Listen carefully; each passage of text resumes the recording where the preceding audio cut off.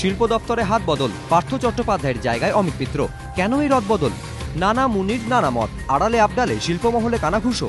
পার্থ চট্টোপাধ্যায় নাকি অনেক সময় শিল্পপতিদের দেখা করতেন না, চিঠির উত্তর দিতেন না। কারো কারো দাবি, শিল্প দপ্তরের দায়িত্ব সামলানোর জন্য পার্থ চট্টোপাধ্যায় অপেক্ষা অমিত মিত্র বেশি যোগ্য, কারণ শিল্পমহলে তার পরিচিতি, নীতি প্রণয়নে তার অভিজ্ঞতা, টেকনিক্যাল জ্ঞান অনেক বেশি। সে কারণেই নাকি শিল্পনীতি প্রণয়নে শিল্পমন্ত্রী অপেক্ষা অর্থমন্ত্রীর ভূমিকা বেশি ছিল। শিল্পমহলের একাংশের বক্তব্য, হলদিয়া পেট্রোকেম নিয়ে সরকারের নাজেহাল অবস্থাও পার্থ চট্টোপাধ্যায়ের বিরুদ্ধে গিয়েছে।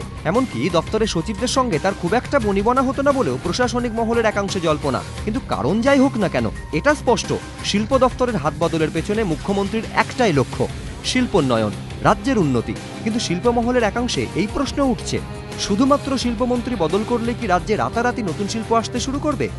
বণিক মহলের একাংশের মতে, বাংলায় শিল্পায়নের পথে প্রধান অন্তরায় রাজ্য সরকারের নীতি।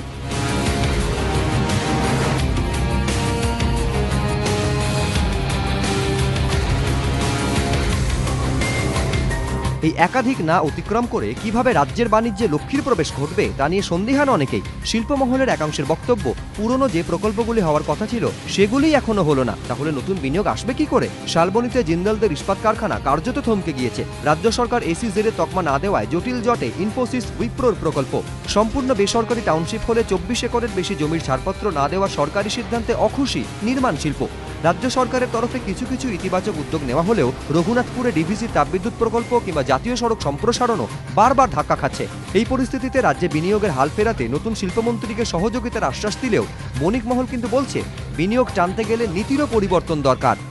ওনার কানেকশন খুব ভালো আছে, কারোর সাথে কথাবার্তা বলে কনভিন্স করার। আগে নতুন পলিসি হয়েছে, চেষ্টা করবেন উনি নিশ্চয়ই আমি ইন্ডাস্ট্রি নিয়ে আসার জন্য।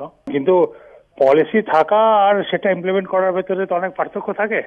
আশা করবো যে এবার সেগুলো সমস্ত ঠিকঠাক হবে। ইন্ডাস্ট্রি ইন অ্যান্ড আউট জানেন, ইন্ডাস্ট্রি সম্বন্ধে সবকিছু অবগত আছেন, কাজেই উনি শিল্পমন্ত্রী হলে ভালোই তো হওয়া উচিত, খারাপ হওয়ার তো কিছু কথা নয়। তবে একটা জিনিসে আমার প্রতিক্রিয়া আছে, সেটা হচ্ছে যে একজন লোকের পক্ষে এরকম দুটো দপ্তর সামলানো সম্ভব কিনা।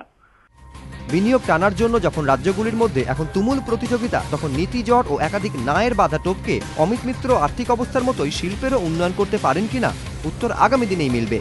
দীপক ঘোষ ও ধ্রুবজ্যোতি প্রামাণিক, এবিপি আনন্দ, কলকাতা।